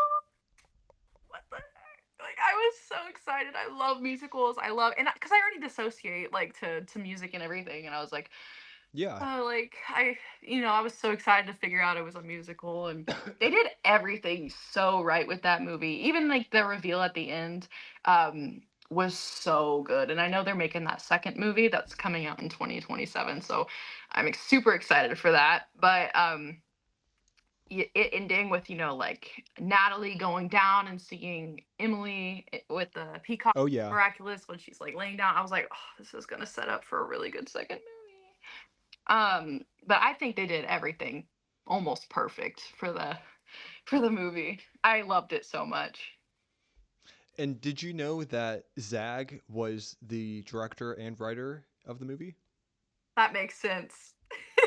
I know he was also not the composer, but like he wrote the music too. Yeah. Yep. That's Yeah, crazy. he was. I think he actually did. You're right. He did compose a little bit of it, or he helped out with the composing. Yeah. And I think he was a lyricist for um, the songs and everything. Yeah. But that's like so. That's the difference between the movie and the series. Is I think Thomas has more creative control when it comes to the show, and what I've this is a good way to describe it. A interpretation. So this is Thomas's interpretation of the story in the series, and then when Zag wanted to produce the movie, that became his interpretation. So he was the he. I don't know if he made that decision on his own, if he has that authority, which I'm pretty sure he's like, since he's a co-creator, he's at the top, so he can just make kind of whatever decision he wants Yeah. to. But he made himself the director and the lead writer for the movie. And initially, when I saw the movie, I love the movie. Absolutely love the movie. It was awesome. It was great. The animation was beautiful. I love that animation style so much. But I was sort of confused for how it was written and how it was, I guess, directed. Just like the visual of it. Hmm. Because I was leaning for it to be more towards the series and look more like the series, to follow the narrative of the series. And when I had said interpretation, that's when I had learned, even like a couple months ago, that it was literally a different interpretation of the narrative, but they pretty much share everything. It's very very similar, but it's just a different take, which I don't know. I can appreciate. Most of the time, I don't like that when they do it to shows or movies. Even if they do like a live action version, they're going to make it a little bit different from the animation, Mm-hmm. which I don't. I don't personally understand because they're going to say, "Oh, well, we have to make it different because if we just make a live action and it's exactly the same as animation, then why would we do that?" And I'm like, "Okay, well, you've got a great point. Why would you make a live action anyway if Yeah. it's If going the to be original's so good, why even make it? yeah, why even make it? If the animation is so good, just keep it that way." But um for the sake of this continuing as an animation and it wasn't a live action transfer, um, I learned to appreciate it more because even like the ages are different. So they're older in the movie Yep. than they are in the show. I think they're, from what I remember, I think they're 16 in the movie Yeah. and they're 14, which now 15 in season 6, but they were 14 throughout most of the show. Yeah. And I like that aspect of it because even Zag had said that made more room for, I want to say, mature themes, not to say like mature, Yeah, but but just like the more mature ball pin themes. part, Yeah, uh yeah. yeah, it makes sense with like a high school age compared to like if you're in middle school or something. Like it's just you growing as a young adult. You just that's how you develop. So I really appreciated that, and um, now that it's a different interpretation and the narrative is slightly off, um, even though that they know their identities, like you said at the end of the movie, which I was kind of shocked that they did that because I'm like, huh, that's gonna make the sequel very interesting, Yeah, because they'll know because each now other. that they know, so Yeah. I'm like, oh, okay, so are we still gonna have like the duo and everything, and are they still gonna be like fighting crime and all of that? And so it's gonna be really interesting to see how the sequel looks. But we still have Emily. So even though Gabriel is technically not Hawkmoth anymore in the movies, because I mean, I wouldn't think he would be since he revealed himself to Adrian, but we still have Emily. So we still have the Peacock Miraculous with her, Hmm. and Natalie showing us at the end. How are they going to utilize her, and how are they going to incorporate that into the second movie? So Yeah, I think probably Natalie will take the Peacock Miraculous from Emily, and Natalie will be the villain, which is unfortunate because I love Natalie. yeah, I don't mind her as a villain either, actually. So I think like even in the show, even though she's like literally Adrian's mom now, it's like as Myra, she ate.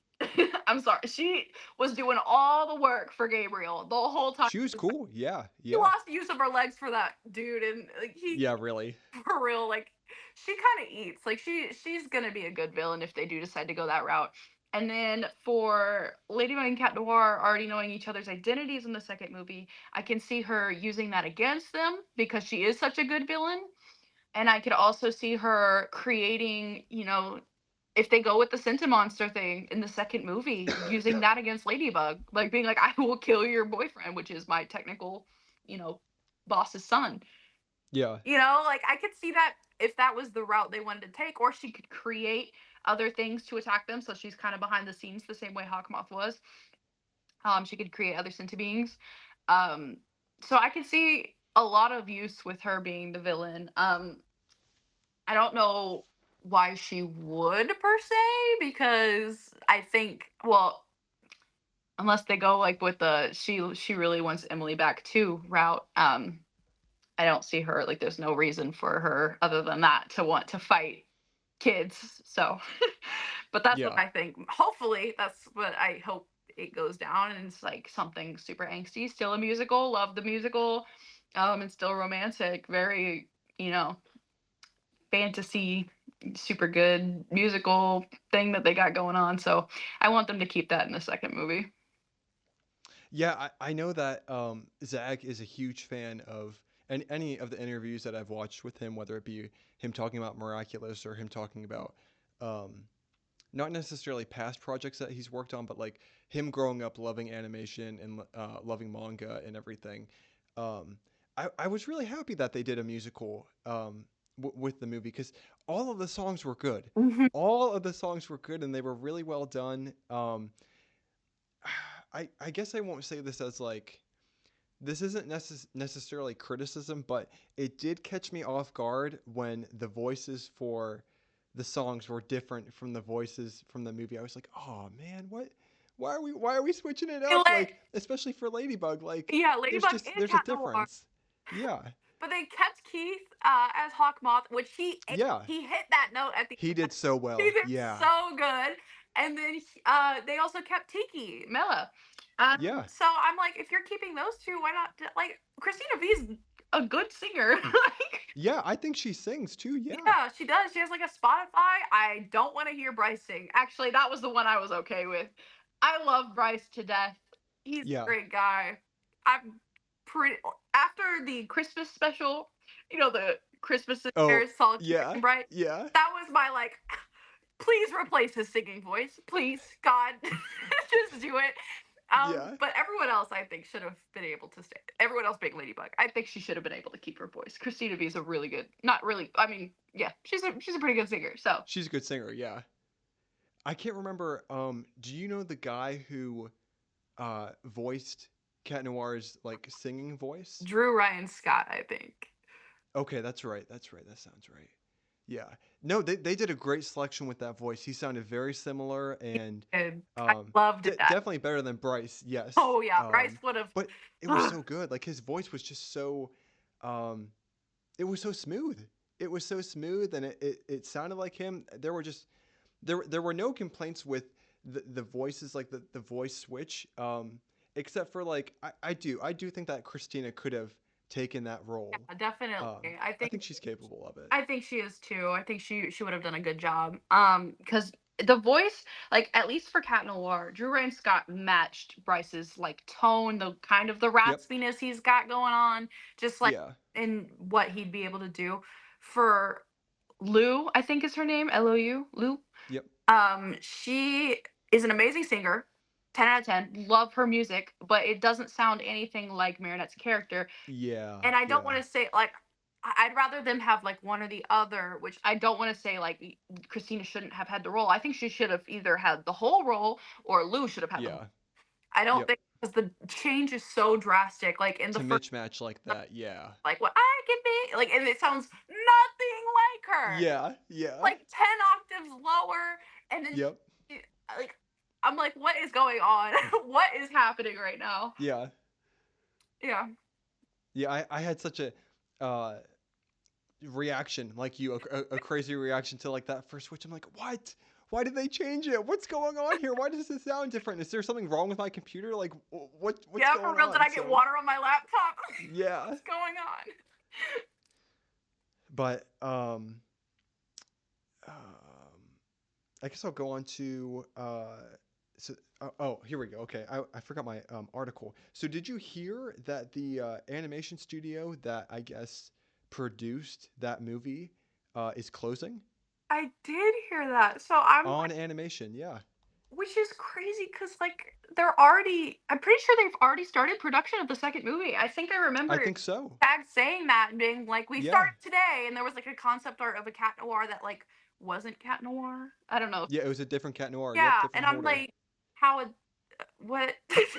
But Yeah, anyways, like yeah. I'm like, haven't y'all already started production? Like I saw that and I don't know how if they're switching or what.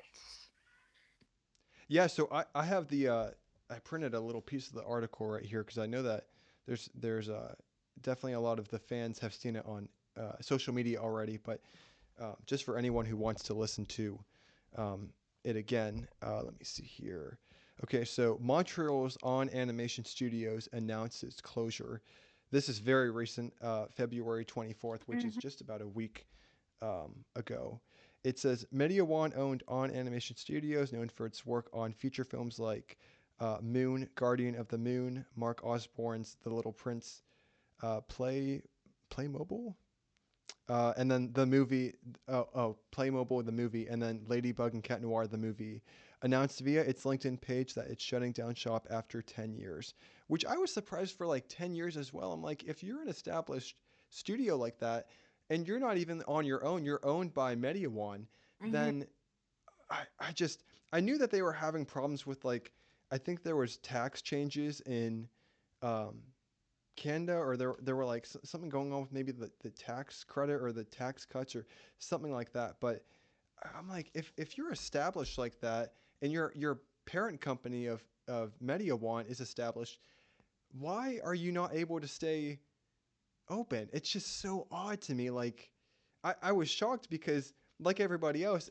including us, who was going to take over production for the sequel? Who's going to do it? And like, how Yeah. are they going to transfer what they've made already? So Yeah, I don't know. And I'm hoping that, they switched over a long time ago, maybe before production started, they switched to another company because that could be true. but Yeah. like there's no way to tell like if they started production and that tax thing happened, there would be no way to like foresee that happening. So I don't know because they did such a good job with the first one. So I can't imagine Yes. they would be like, oh, anyways, moving on, like right after the first movie. But yeah, I don't know, and I hope it's okay. And I hope if they did move studios, that maybe some of the people who worked at the original studio could transfer over as well and try and match that character design that they did. Um, for the first movie, because I don't want any animators to be out of jobs. I think they should all Yeah. Yeah. like it's so unfortunate. I know a lot of it is due because of AI taking over and like taking animators' jobs. I hate that so much. But I do too. Yeah. I just hope the best, for that and for the animators who were working on those projects because they did put their whole heart and soul into those movies and things that they made. Yeah. So I'm hoping that if anything, wherever they transferred over to is the one that's working on the Miraculous movie. So they already have like their foot in the door. They could be like, this is my work, this is what I'm working on, that kind of stuff. Yeah. Yeah, I mean, every news site that I've looked at, this one is by Animation Magazine, which I think is a pretty popular one for movies and shows, of course, in animation. But anyone that I've looked at has the same quotes in this article um, and everything. But they didn't say if they didn't or they didn't say like who they're switching to. So they are switching to another studio um, to complete it or well, not to start over, but to complete it and to finish it. But they never said who. Hmm. So that sparks concern for well, if one animation studio has uh, certain animators with certain styles and they group them all together, then if you're switching to a new studio with new animators, how is that going to continue? Like, how do you continue that? I don't know. It's something to be I guess aware of maybe in the coming weeks or maybe in the coming months if they announce anything else, but or Yeah. if they announce like who's going to change or who's going to be the new studio taking over. But as soon as I saw that, which I was overreacting as soon as I saw it, because I'm like, oh no, the whole movie's ruined. Yeah. There's Everything's gonna like be we're no gonna second. crash and burn. Yeah. Yeah, gosh. But I just hope in the coming weeks, we see something and um, get some more context of like what exactly happened and Yeah. um, I just hope that the sequel is safe because everybody enjoyed the movie. And anyone that I've talked to, um, that we've talked about, everyone enjoys the movie, and I want them to continue that side of it, especially with the differing narrative. Even though they share a similar plot and everything, there's a different interpretation, which is really unique. So, Yeah, the only um, complaint that I've really heard about the movie is the voice change on Marinette, and that's yep, it. That's literally yeah. all I've heard. So going into, I guess, our last part to kind of close up, season six premiered in the U.S. in January 2025, but January 25th, I think, was the first episode release, or not the first episode, like we know from the changes in the episode release dates. So I think the second episode was the first one that released January. It was January. I think it was January 25th. Mhm. The illustrator was episode 2. So your reaction to season 6 when you first saw it, of course, with the new animation change and everything. What did you think? I loved the new animation so much. I love it so much.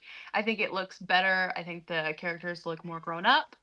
Um, I I like Marinette and Adrian dating, don't get me wrong, but like I'm excited to see what their development or breakups or anything that may happen in season 6 will Yep. look like in this new animation.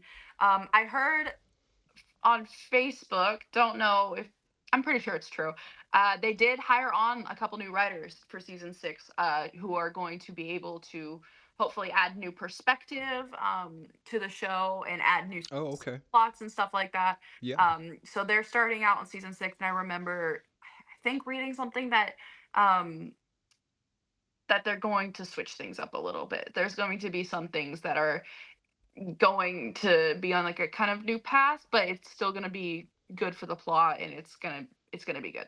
So I'm excited for the new writers. I'm excited to see what they like, if they have a lot of input on how the scripts are. And to me, it sounds like they're doing a pretty good job already. Like based off of what I've seen so far, there is already angst, and the character dynamics are even better. Like to me, like Marinette being more confident than she was at the end of season 5. She's like grabbing Adrian, pulling him around and stuff like that. So being able to have those new writers would probably open up a good perspective from like a fresh brain. It's like, okay, well, if they're a developed relationship, this is how they would be acting around this certain point. And if they were extra clingy with each other, or if they've matured a little. Like I know even Adrian's voice, I know this is more on the voice directing aspect of it, but Adrian's voice sounds like a little lower, and he's Oh, talking yeah. more soft. Yeah. And I think that was a really, really good thing that they added in, because he doesn't sound as like, he just sounds like deeply in love now. I don't know how to describe it, but he sounds like when he talks to Marinette specifically, he's very calm, and he keeps his voice low, and he's like touching her a lot. And then when he's Cat Noir talking to Ladybug, he's not as, which I kind of miss this because Cat Noir is a goofy character, but I do too. Yeah. from what I've seen of Cat Noir, there hasn't been a lot of him in season 6 so far, but he also talks to Ladybug in a very calming way too. And So he's not really flirty anymore like he was before with his charm and everything. So, yeah, and I miss that. I miss that dynamic, but I think they did a good job at maturing him. And I think yeah. either whether that be like I think it's a combination of the voice direction being like, okay, this much time has passed. They're older now. Yep. Make him more mature, make him calmer, make him, his voice lower, have him be more expressive with what his character development has had. He's got the rings now, supposedly. I think they're fakes, but that's a whole theory that I have. But say he does, he's got control over his life now. He's doing whatever he wants. And then for Marinette, I think she has a lot more character development to go through. She's still my second favorite character. Let's not be wrong here. I still Yeah. love her, but like I need her to get her stuff together, because she has got so much on her plate, and I'm excited to see how the new writers and the voice direction, how they will create her more mature, more serious, more she's gonna have to confront like 1,000 different lies at some point with her Yeah. boyfriend, and if not, she's gonna hold it in and probably get akumatized or explode or crash out or whatever. yeah. Yeah. um but I'm really, really excited to see how that will go in season 6 as well. Yeah, I just man, when I saw even up through, well, I guess maybe not season 1, but even especially like season 3 and season 4, um you could see the character development of both Adrian and Marinette, and then you had, their alter egos of Cat Noir and Ladybug. Hmm. Um and you could see them growing as people and their characters and everything. And in season 5, from what I've seen, season 5 was a very serious season. There was a lot of serious moments in it, which I really do like, because um, even though they are teenagers, I like that aspect of when a show gets, there's more tension that fills it, and there's kind of that serious vibe going on. Um, it makes it really, really interesting, and of course how they wrote it with them competing against Monarch and everything, and him having the well, Hawkmoth's evolution to Monarch, but like him having all the rings and everything. And um, trying to compete against that. I think we saw most of that character growth in season 5 Mhm. between both of them and how they would act. And they were both, I would say, relatively responsible, and um, they were they were maturing. You could see it visually. Well, I was gonna say physically, but visually you could just see them maturing. Mhm. Um, but in season 6, especially at the beginning, and I know it was just like one episode. I was just thinking about this last night, but I think it was in the Illustrator, which was that first episode that had released. Um, Marinette was just crazy. She was Oh acting my god. crazy. And She I'm was, like, where did this come from? Like, why is this happening right now? You were perfect in season 5, and then why did this start happening again? So, and then the Sublime episode, which, yes, oh my yeah. god, she was acting cuckoo bananas. I was like, why are we back to stalking? We got over Yep. that. Why are we pretending to be akumatized to a literal person who does not have legs? Like, what Yeah. are we doing, girl? Like, get it together. You're like watching her do that stuff. Like, that's not something I would do at that age, right? Like, Yeah. sometimes I watch her and I'm like the weird like over romanticizing thing that she does. That's something I would probably do. Stalking, Yeah. like faking crime. Like, what are you Yeah. doing? That is not normal behavior. And like, I'm hoping that that isn't a direct result of the new writers, because I do have a lot of faith in them. They did need like a refresh. I think that Yeah. did need to be Yeah. brains brought into this and how they could go like which way with things. But turning her back into that, she's supposed to have matured. That's why I'm like kind of worried, Yep. because Adrian Yeah. definitely matured. Adrian Yeah. matured Yeah. physically, emotionally, his voice, Yep. everything got deeper. Marinette, on the other hand, has reverted back to season 1 activities. And she Yes. was Yeah. crazy in season 1, almost unbearable. So like, I hope that she gets better, and I hope something happens to make her be like, oh, I should stop acting crazy. Yeah. Yeah. It's just when I was thinking, just I mean, just like you, when I was thinking about it, and her reverting back to season 1, I'm like, and I saw this all over Instagram too. When she's acting like that, they literally got rid of a lot of her character development for these first few episodes. Mm-hmm. And when you're watching it from just a fan perspective, like just watching a TV show, Mm-hmm. it's it's almost jarring because especially in Yeah. season 5, like how do you have all of that development, and she was acting so well. And even when Adrianette became official, and they became a thing, just in early dating, um, there's just such a change in those first couple episodes of season 6. I'm like, why would you? Why? Yeah. What what are you doing? Why is she doing this? I don't understand. There's probably a point to it in the future, just like how Luka was introduced into season 3, Yeah. or season 2, I hope halfway there's a reason through season for it. 2. I But yeah, I hope there's a reason. Gosh, yeah, she's getting a little crazy. But she was pretty good in Where Pop was. Like, she was that's very right. supportive. Yeah, She wasn't acting like a stalker or a freak or a monster. So I'm thinking like maybe that was just like reintroducing her, like just in case like there was new watchers sitting down. I don't know why they'd start at season 6, but like this is her yeah, character and she's cuckoo and yeah, she's obsessed with her boyfriend.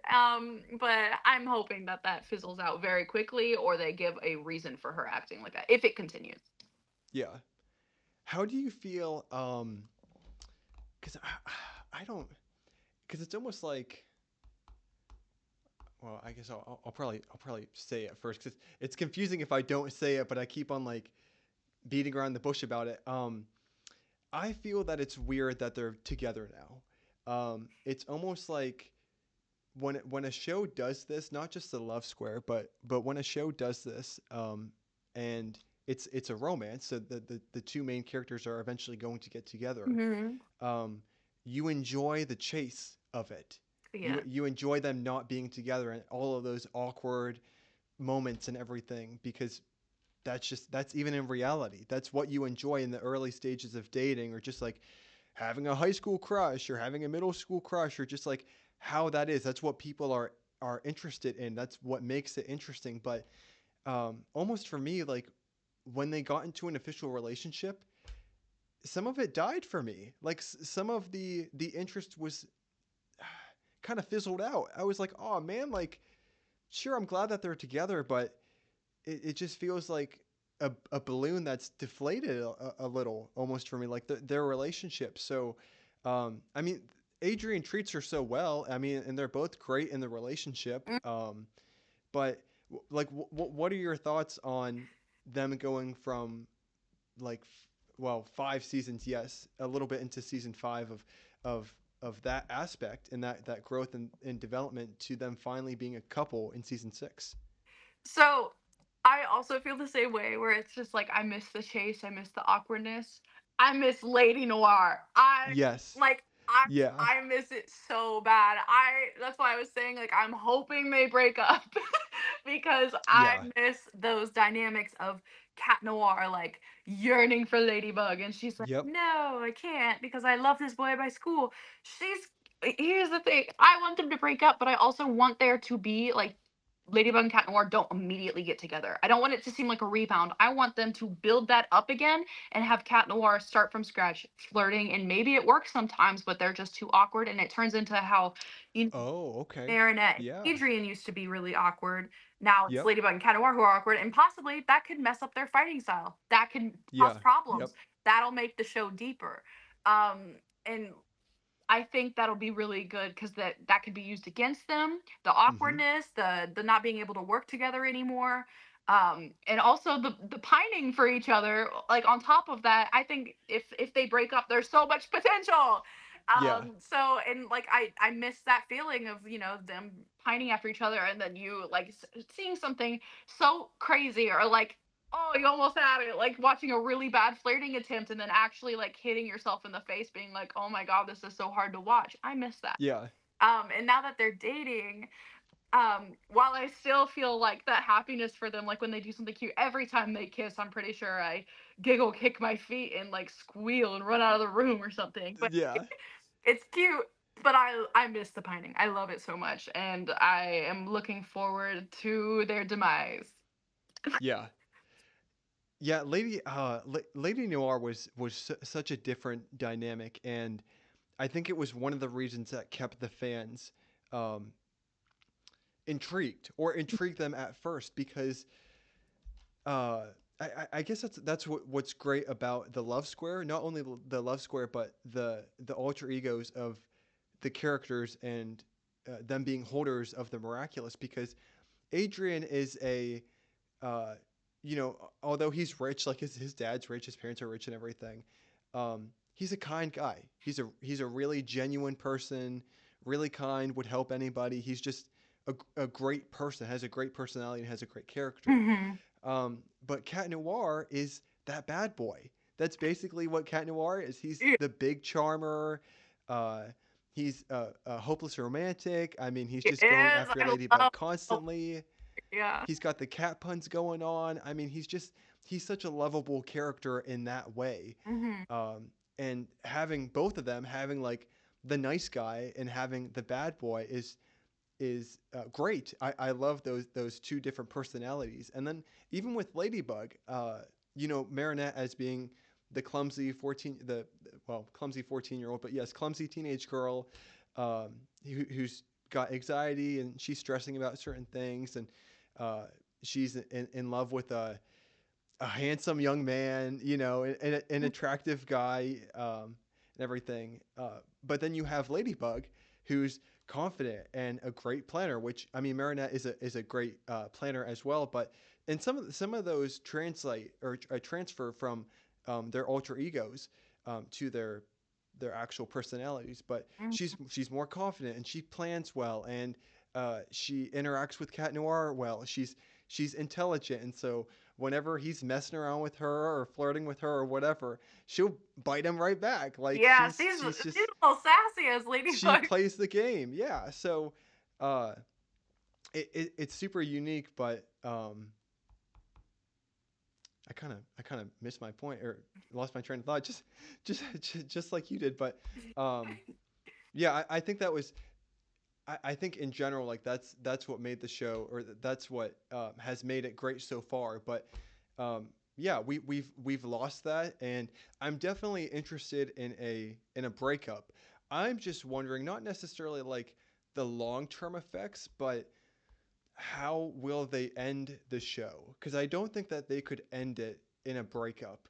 I don't know how that relationship would not necessarily survive, like with Adrian and Marinette breaking up, but it would be very awkward to start a relationship again between the two of them to try to make up and try to seal it. But how would they make them break up either? Like how would they do it in a way that they're able to get back together in the future? That's just So so I interesting. have thoughts on that, and my thoughts are is that already from what we've seen in season 6, Marinette just leaves all the time because she doesn't want to deal. She Yeah. wants the relationship, but she's super awkward and she's Yep. scared to be like there's I think the first one they did she was scared of being alone with him.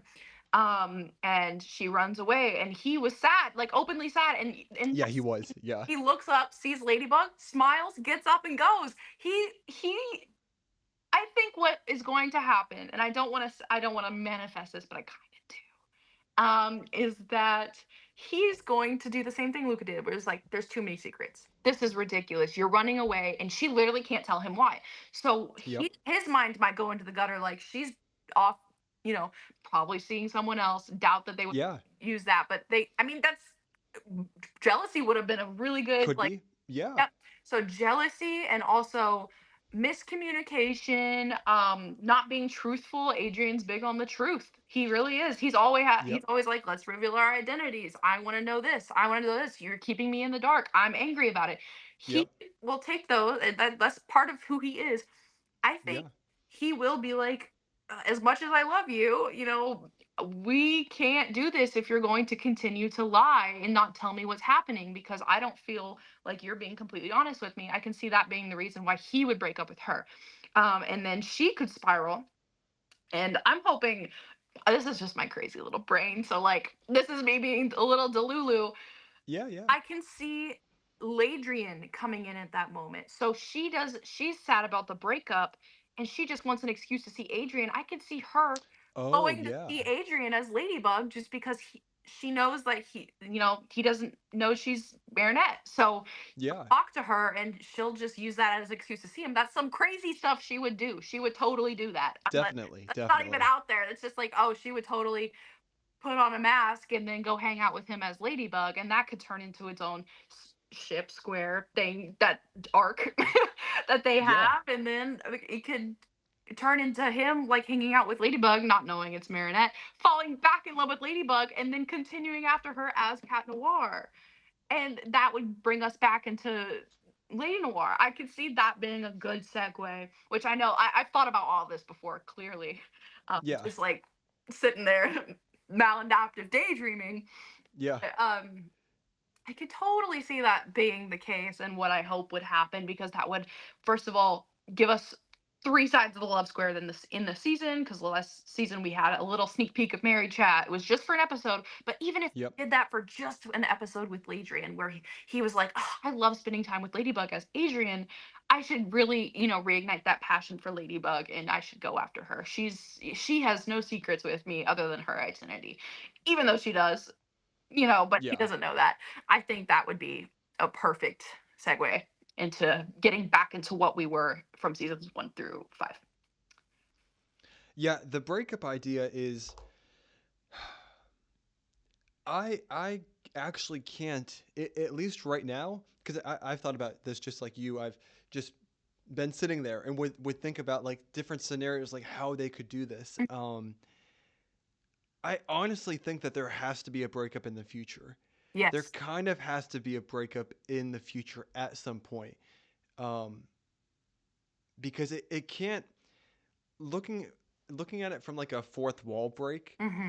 and just as a viewer, it will lose interest at some point, or it'll lose like its charm, or it's like what intrigued us in the first place. Hmm. Um, just like this relationship is new right now, and it can be developed and everything. There needs to be a conflict there to keep it fresh. So, um, I do agree 100% that there needs to be a breakup in the future, or I think that they will, but I also think it needs to happen just because it hasn't happened yet. I think it has to happen at some point. Um, and those were great points that you made about Ladrian making an appearance, and I definitely think that that could work. Um, I guess we'll just have to see in the future, like how they're going to do if and how they're going to do it, which I have a feeling that they kind of have to do it, like I said, but how they're going to do it, and they cannot make this breakup like a train wreck, because Yeah. even if they do get back together at the end or however they end it, um, it's got to be believable.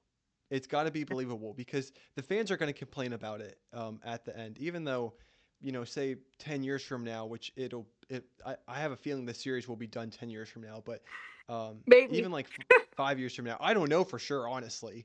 But when it's done, there's going to be complaints or however they end it or whatever. There's going to be some complaining or thoughts for a couple months, and then it's going to be over with and people are going to switch to a different show. But uh, I don't know because I've seen different shows and how they've ended them, and it just leaves like a sour taste in your mouth because it almost taints the it taints the show, like not the entire show because you still go back to watch those earlier seasons. But I'm just hoping that they do this the right way because I don't know, it could ruin, maybe not ruin fully, but I guess like I said, it could taint the future seasons because did you hear that they're going to try to go up to 10 seasons or they're greenlit for 10? Yes, I heard that they were greenlit for 10, and I was like, oh.